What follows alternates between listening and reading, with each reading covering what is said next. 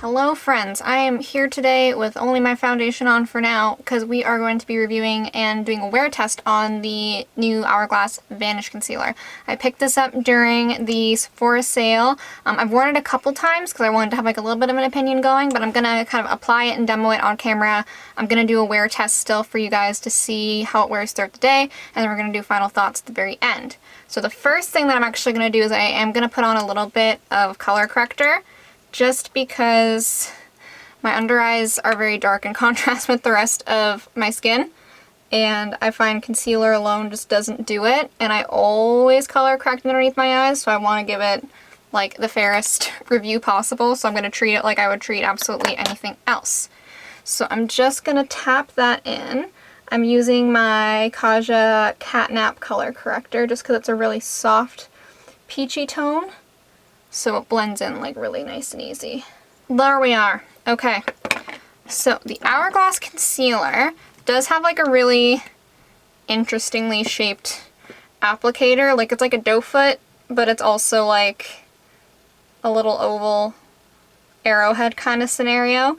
I find that it doesn't take up too much product when you take it out of the package.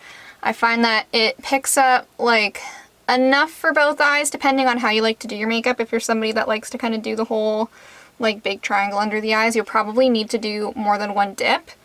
But if you use it a little more sparingly, you should be fine. So I'm just going to highlight the centers of my face first, because on the under eyes, I'm going to blend it out with my Juno sponge on one side, and then on the other side, I'm going to do my Blendiful just so you guys can see both.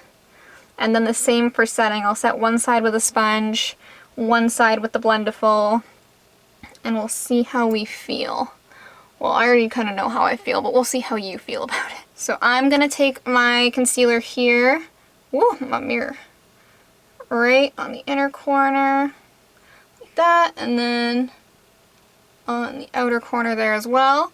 So this side will be my sponge side here. So I'm going to blend this in first, because I don't like to let this sit for too long. It is a pretty thin formula. It's not like it's going to dry in a couple seconds. I find that it stays wet for a while, but I just don't like letting my concealer sit for too long.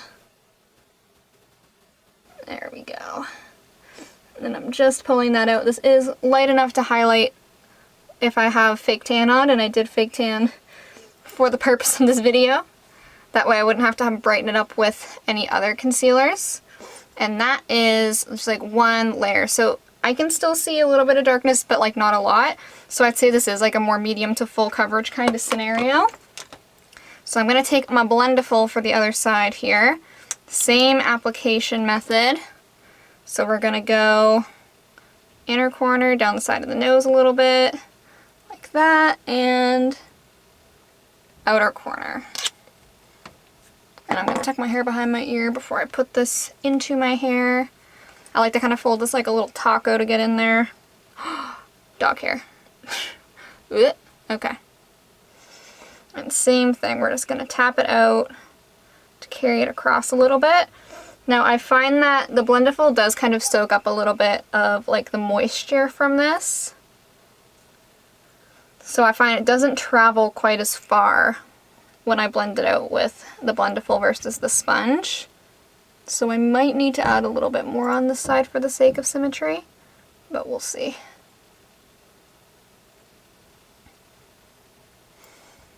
Yeah, I don't know how well you guys can tell, but the Blendiful does sheer it out a little bit. I'll zoom in a little bit so hopefully you guys can kind of tell the difference here. Yeah, so you can see this eye is concealed a lot better than this eye is concealed. I find this picks up more product because it is kind of like soaking it up a little bit more. I still like the application with the Blendiful. I just find that I need to use a little bit more. So I'm going to zoom you guys back out. And I'm just going to add a little bit more and tap it out with the Blendiful again. So I'm just going to add where I need, which is right in here. Yeah. We'll start with that and we'll see how it goes. That should be enough. And then just tap. And whatever's left, I'm just going to carry out. There we go. Much more even. So I'm going to take my powder to set. I'm gonna use my Huda Easy Bake powder. I'm not gonna bake. I'm not really, at least I'm not currently about that life, but I am gonna still set with my sponge. So I'm gonna hop back to my Juno sponge to eye number 1. I do need to tap it out because it does crease in the time that it takes me to do the other eye and get the powder. Just gonna dunk my sponge in. I'm not picking up a lot, as you guys can see. And then we're gonna just press that powder in. So we're still setting it really well, but we're not baking it. But now you guys can see it looks super smooth, very concealed, and all that fun stuff. So same idea on this side. I'm gonna go into my Blendiful. This side didn't crease as much because the Blendiful does soak up some of the moisture. Tapping into my powder, again, not a lot. And same idea where we're just gently patting that in. Oh, there's more dog hair on this than I thought. I'm gonna have to pick dog hair on my face after this. Whoops. There we go. Okay, so that is both sides applied and set. Coverage looks a lot more even with the second layer on my right. I think your left, my right. I'm not good with my rights and lefts. So I'll zoom you guys back in so you guys can see. So this is like our start point action here. This is how we're looking at the beginning. Why is that so dark? There we go. Yeah, so this is how we're looking at the start. Very smooth, very concealed, no creases as of yet. We're just hanging out, we're just chilling. I'm gonna finish up the rest of my makeup and then do another check-in before I kind of call it. But just so you guys can see the time, it is, oh God, oh I opened up my little Google helper thing. It is 12:01. Can you see? That's my dog. There we go. So it is 12:01 right now. I'll probably be able to keep this on. That's my dog. I'll probably be able to keep this on until like at least like 10 p.m. or something like that, so you guys will still get a really nice long wear test, and I'll see you in a couple seconds. Hello friends. It is the night. It's nighttime now. It is 10:44 p.m. I have been wearing this for many moons, this concealer. So I'm going to zoom you guys in and we will have a little discussion on what we see. Okay, so this was the eye that we applied with the Juno sponge. This is the eye that we applied with the Blendiful. So when I'm looking, and I can actually even see in the viewfinder that there's a pretty distinct difference. The side that I applied with the Juno sponge does look like a little bit dry underneath. There's like maybe like a titch of creasing right in here, but nothing too crazy. And I don't have shadow on my lower lash line at all as well, just so you guys know. It's totally bare. So it's like just a little bit dry looking, you know, nothing too crazy. Like I said, I've had this on for almost 11 hours, 10 and a half hours, so I'm not super offended by that. However, this eye, meep, there's a good amount of creasing right up in here, a good amount of separation at this point, and my mascara transferred down to the bottom. So my assumption is that the creasing would be from the fact that I did have to apply more of the concealer on this eye because of the application method. They both were set. Now I do occasionally get mascara transfer onto my lower lash line if I'm not wearing a waterproof mascara. However, today I am. I am wearing my extended play on the bottom lashes, which is one of the only ones that doesn't transfer on me. So this is actually pretty surprising because it doesn't normally happen. And I actually have like rubbed away at it once or twice already throughout the day. So it would have been worse if I hadn't have touched it at all. But yeah, this is the end result after a very long day. I will zoom you guys back out. There we go. So overall, in terms of application method, definitely recommend the sponge. Definitely recommend setting it with a sponge as well. The Blendiful isn't really the vibe for this guy, even though actually the Blendiful is usually the main way that I apply my concealer. In terms of coverage, the coverage is held up pretty well. I do have like a little bit of bag underneath my eyes, but I am very tired and I'm like very much ready for bed. So I would say I didn't really lose much coverage throughout the day. I feel like I see a little bit more darkness on this eye. Not too huge of a difference. This side though has like really held its coverage. It still does look fairly fresh, so I'm really happy with the overall longevity of this product and the coverage. The texture is like a more thin, like serum-like consistency, So I can see this working for a lot of different people, although I don't see this working super well on blemishes because it is a little bit more hydrating. I'll put a little bit on the back of my hand here just so you guys can see the texture. So it does go a pretty long way in terms of covering. My little self-tan hands here. Yeah, it does have like really, really good coverage. So it's definitely one that I'm going to continue to use. I don't like see myself returning it or anything like that, but I definitely do see it as being more of like an under eye brightening concealer. I don't see myself using this for spot coverage, and I don't love that I need to apply it a specific way to have it look nice. I like things that will just apply really, really well no matter what.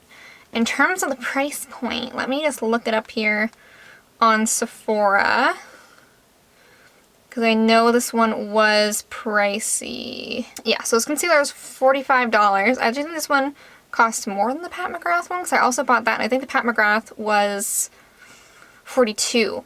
Because when I'm looking at the product details here, full coverage, weightless, and waterproof concealer. Interesting on the waterproof. I didn't try that. Oh my god, maybe I should. Maybe I'll just like put a little water or something there and see what happens. So coverage is full, natural finish. I agree with the natural finish. It's not super shiny or super matte. And it's supposed to be a 16-hour wear. I can totally see this being a 16-hour wear considering how well it's worn so far. I think as long as you set it properly and treat it appropriately for your skin type, you shouldn't have an issue with this wearing really, really well. You do get 6 mils, which isn't a lot of product. It's not like the worst, you know, but for the price, it's not a lot.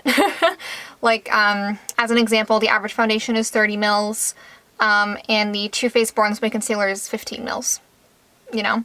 So that's like over double the size of this for less money for really similar coverage, despite it being a little bit more hydrating than this one is. So this is definitely a little bit more of a like luxury purchase if you're really into Hourglass, but I also feel Hourglass as a brand is just a more luxury brand that you have to want to spend your money on it, if that makes sense. Even working at Sephora, some of the items were a little bit of a harder sell because of their price points. Not to say that they're not fantastic products, but Hourglass definitely does put themselves up into the luxury bracket, and especially considering the area that I'm in, luxury prices weren't always the most popular picks at my store. So yeah, why don't I like try to water test this? Why don't I take a little, what am I gonna do? I'm gonna put a bunch of Fix Plus on the back of my hand here. We'll zoom it in. I hope I don't like put this straight into my eye. Like scoop this up and just... Oh, I'm crying. Oh. Okay. Now, if you ever do get your foundation or concealer wet, you always want to dab and not rub. So I'm gonna take a little paper towel here. It's running down a little farther than I wanted it to, so I guess we'll see how everything works. Now we're gonna dab. Oh, okay. Nothing came off. Like the water came off, obviously. But no product. Yeah, one more dab because I can still feel that it's wet.